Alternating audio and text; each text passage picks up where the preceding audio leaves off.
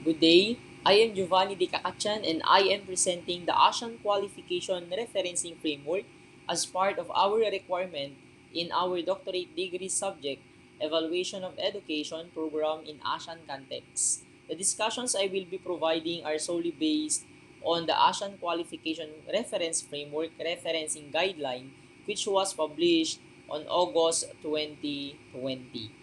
The content of this presentation would include the overview of the AQRF, objectives of AQRF, principles of AQRF, level of descriptors based on learning outcomes, referencing to the AQRF, and the AQRF referencing criteria.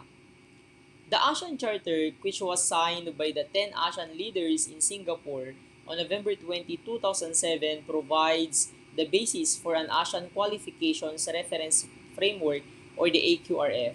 Typical of other global regions, ASEAN is characterized by varying levels of economic development as well as levels of national qualifications frameworks or the NQFs. Some ASEAN member states have established comprehensive NQFs, others have sectoral frameworks in place, and others have yet to develop or implement qualifications frameworks. Within this context, the AQRF aims to accommodate different types of NQFs that are at different stages of development, ranging from those that are initial conceptual proposals to those that are fully developed and functioning. The AQRF is a regional common reference framework that functions as a translation device to enable comparisons of qualifications across AMS. It addresses education and training sectors with the wider objective of promoting lifelong learning on the one hand and of facilitating mobility of learners and workers on the other hand. It also aims to support and enhance a member state's national qualification framework or qualification system while serving as a mechanism for comparison, transparency, and higher quality qualification systems. The education sector in the AQRF is defined broadly to incorporate informal and formal education. The AQRF as a translation device also broadens the understanding of an ASEAN member state's national qualification framework or national qualification systems for people inside and outside ASEAN. It provides a common spine of levels to which all ASEAN NQF levels relate. As illustrated in this figure, if an NQF level 4, a member state links to AQRF level 4, it will enable a comparison of all other NQF levels linked to AQRF level 4. As the implementation progresses, the AQRF can be used to link the national qualification frameworks outside ASEAN and to other common or regional qualifications frameworks or RQF.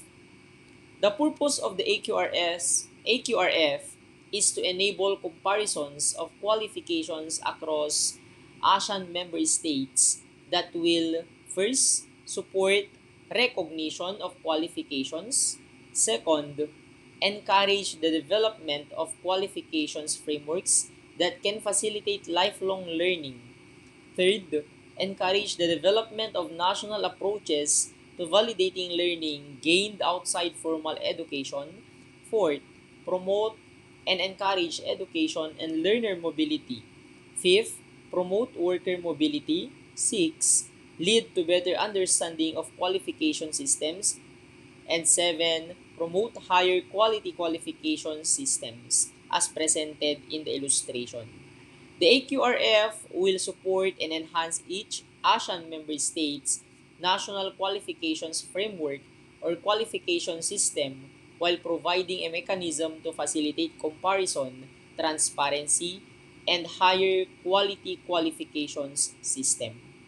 The AQRF is based on agreed understandings between AMS or the ASEAN member states and invites voluntary engagement from each member state. The AQRF by design aims to be a neutral influence on the NQFs of ASEAN member state.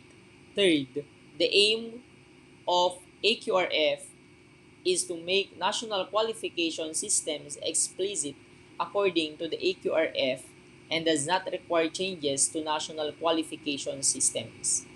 The AQRF respects each member state's specific structures and processes which are responsive to national priorities. The process for endorsing the AQRF shall be by mutual agreement of the ASEAN member state. The ASEAN member state will be able to determine when they will undertake the processes of referencing their qualifications framework, system or qualifications types, and quality assurance systems against the AQRF. Now, we proceed to the level descriptors in AQRF. The AQRF is a hierarchy of levels of complexity of learning using learning outcomes as the metric. The level descriptors of the AQRF aim to provide the reference point for the levels of NQFs or the National Qualification Frameworks and National Qualifications System. The level descriptors include the notion of competence, which is the ability that extends beyond the possession of knowledge and skills. It includes, therefore, the four competence, which are as follows. First is cognitive competence. It involves the use of theory and concepts as well as informal tacit knowledge gained experientially. The second one is functional competence. It involves the know-how, those things that a person should be able to do when they work in a given area. The third one is personal competence, and it involves knowing how to conduct oneself in a specific situation. And the last is ethical competence. This involves the possession of certain personal and professional values. The level descriptors do not make explicit reference to personal competence or ethical competence. However, ASEAN member states value personal competence and ethical competence as they contribute to the capacity of people to know things, act skillfully, work effectively in different settings, and show responsibility and accountability. Personal competence and ethical competence include attributes such as attentiveness, intercultural awareness, active tolerance, and acceptance of diversity. The level descriptors of the AQRF also cover two domains. These are knowledge and skills, and the other one is responsibility and application. Knowledge and skills include the various kind of knowledge, for instance, facts and theories, as well as the skills used, such as practical and cognitive skills. Application and responsibilities define the context in which the knowledge and skills are used in practice, as well as the level of independence, including the capacity to make decisions and the responsibility for oneself and others. The AQRF is a tool for enabling comparisons of qualification levels across ASEAN member states to support the recognition of their NQF or national qualification systems and to encourage worker and learner mobility. Its success depends on AMS undertaking the preferencing process and for this process to be effective, transparent, and coherent. The aim of the referencing process is to develop and enhance the zone of trust within the ASEAN community for the qualifications awarded in each ASEAN member states. Referencing is an autonomous national process where the relevant national stakeholders and authorities agreed on the link between each of the levels of the National Qualification System or NQF and their corresponding level in the relevant international or regional qualifications framework, and in this case, the AQRF.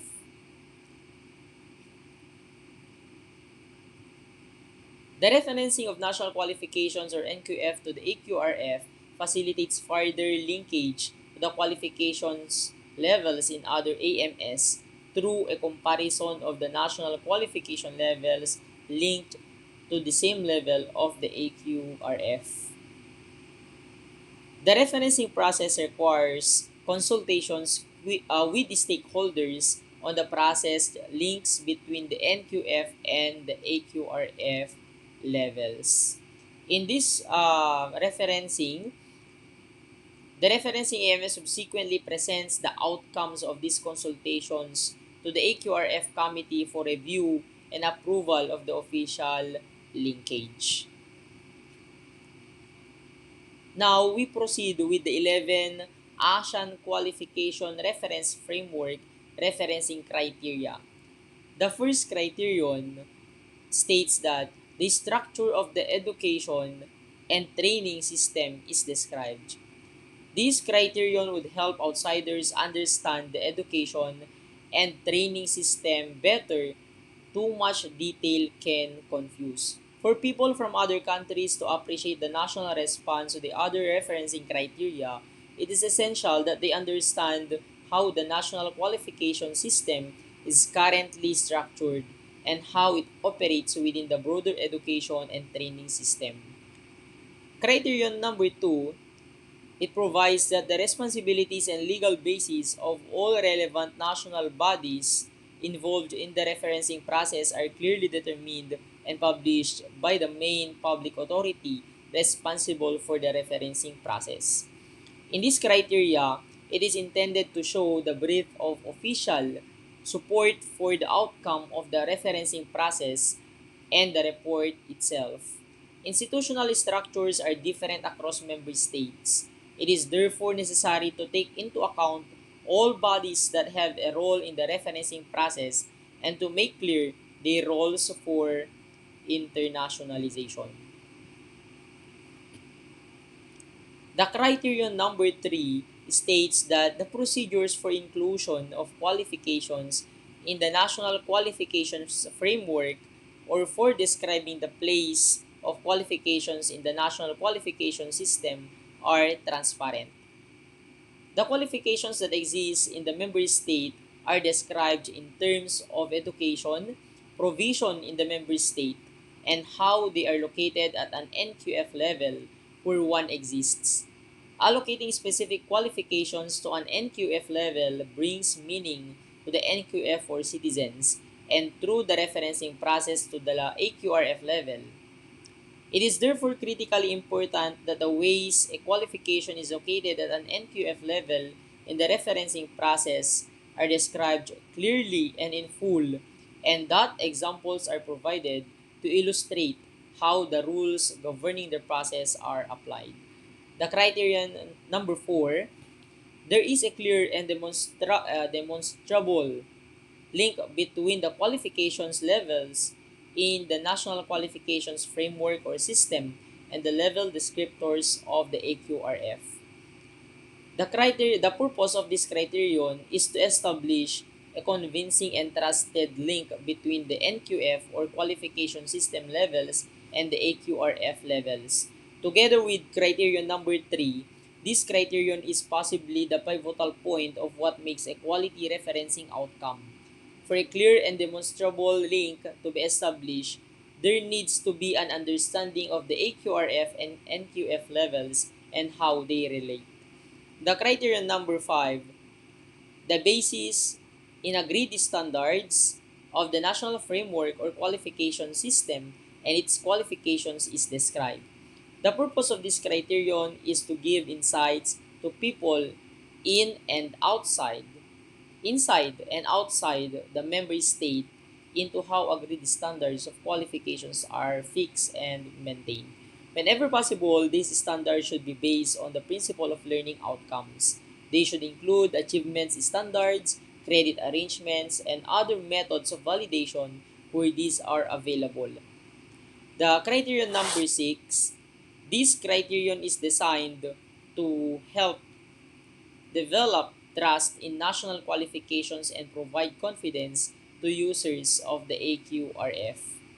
In criterion number 7, This criterion serves to provide users of the AQRF with the confidence that the national approach is indeed inclusive and consultative and is approved at the highest level of government and the key high-level actors in the qualification system. The next criterion is criterion number 8. The criterion number 8 provides that people from other countries who are experienced in the field of qualifications are involved in the referencing process and its reporting. To provide additional transparency in the referencing process and the reporting of its outcomes through the engagement of international experts, this is actually the purpose of this criterion. In criterion number 9, one comprehensive report setting out the referencing and the evidence supporting it shall be published by the competent national bodies and shall address separately and in order each of the referencing criteria. In this criterion, the objective of this is to insist on a single point of authoritative reference for those using the AQRF to compare qualifications. Whatever the scope of the referencing process, this report should be written by the competent bodies in consultation with the stakeholders and agreed upon by the national committee responsible for carrying out the referencing as outlined in criterion number 2. The single report should contain all relevant information on the results of the referencing of national qualifications levels to the AQRF and refer to further resources for evidence if necessary. The second to the last criterion, it states that the outcome of referencing is published by the Asean Secretariat and by the main national public body. Criterion number 10 requires a significant part of the AQRF implementation, particularly for employers, is the building up of a central resource that provides information on the results of the referencing process to a wider public. And of course, the last criterion, it states that following the referencing process, all certification and awarding bodies are encouraged to indicate a clear reference to the appropriate AQRF level on new qualification certificates, diplomas issued. The purpose of this criterion is to raise the public profile of the AQRF and its added value. It also shows in an explicit way that the AQRF is a force for cooperation and mobility of direct relevance to citizens of ASEAN. The question to consider when responding to criterion 11 include: has the referencing AMS affirmed that it will encourage certification and awarding bodies to provide clear reference to the AQRF levels on its certification documents? Although Criterion 11, along with Criteria 9 and 10, are related to post-referencing activities, the referencing AMS shall respond to these criteria to the best possible. Once Criterion 1 to 8 have been met, the referencing AMS or ASEAN member state shall immediately finalize its domestic processes and update Criteria 9 to 11 accordingly, including the publication of the report at the ASEAN member states and ASEAN Secretariat's website. With these, criteria number 9 to 11 would be automatically fulfilled. This ends my presentation and I would like to say thank you very much for watching this video on ASEAN Qualification Reference Framework.